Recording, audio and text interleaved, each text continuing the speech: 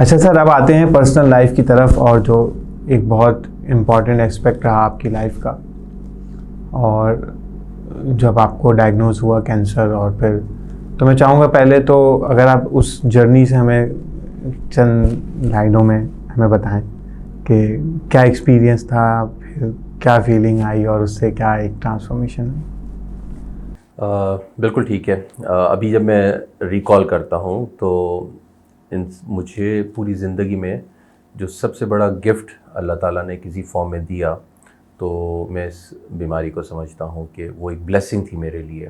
حالانکہ اس وقت جب میں اس میں سے گزر رہا تھا تو it meant death, it meant کہ زندگی ختم ہو گئی.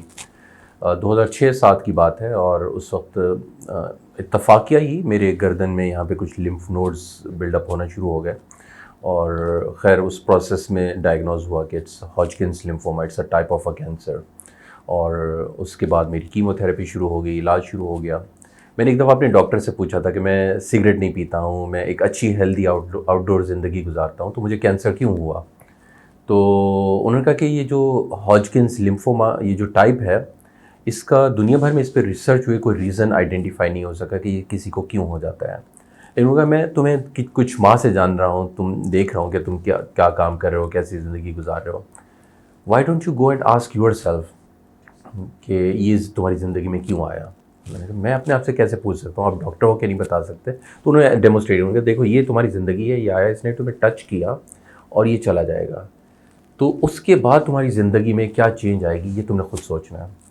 اچھا، no matter how weird that question was, اس نے مجھے عجیب سا اس وقت وہ کیا، لیکن میں اس تھاٹ پروسیس میں چلا گیا اور کافی عرصہ اس پہ چلتا رہا پروسیس میں. اور وہ سوال ہی تھا جس نے مجھے جو میں کام کر رہا ہوں وہاں تک پہنچنے میں میری مدد کی. جو دوسرا مومنٹ جو دسمبر کے اندر جب میں کیمو لے کے آیا، اور عموماً ایک روٹین تھی کہ chemotherapy is a very painful process, اللہ تعالیٰ سب کی حفاظت کرے. میں آیا، اپنا کمرہ لاک کیا، اور میرا وامٹ بیگ ریڈی ہے، بیڈ ریڈی ہے، اور رات کو میں کافی اس رات مجھے لگا کہ کہانی ختم ہو گئی ہے. I have lost my hair, lost my weight, lost my energy, lost my reason to live. تو وہاں پہ میں کافی دیر روتا رہا اور اسی کیفیت میں سو گیا. اچھا، مڈ نائٹ جب میں اٹھتا ہوں تو مجھے ریئلائز ہوتا ہے کہ وہ جو دل پہ بوجھ ہوتا ہے نا کہ کتنا آپ، کیونکہ اس نیگیٹو تھاٹ کی وجہ سے کہ بس زندگی ختم ہو گئی.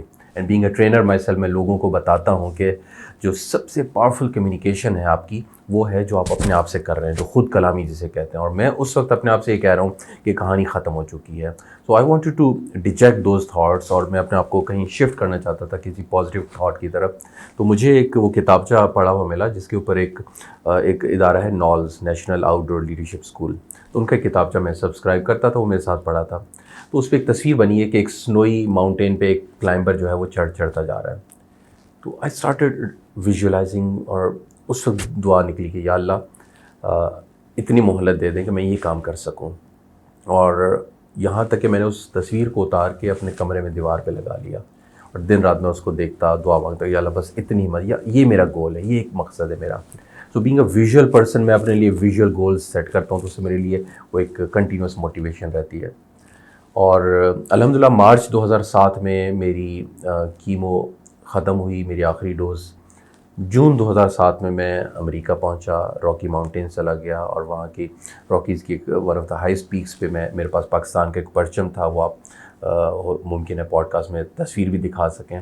وہ میرے لیے بہت بڑا پراؤڈ مومنٹ تھا، کیونکہ وہ میرے لیے کوئی ٹریننگ یا لیڈرشپ ٹریننگ نہیں تھی، وہ ایک نئی زندگی تھی. وہ ایک پروف تھا میرے اپنی ذات کے لیے کہ الحمدللہ میں اس میں سے نکل آیا ہوں. اور اس میں وہ جو مومنٹ تھا، وہ جو لوئسٹ مومنٹ تھا اس دسمبر کی رات کا، جہاں پہ مجھے لگا کہ کہانی ختم ہوگی، that actually created the best moment of my life.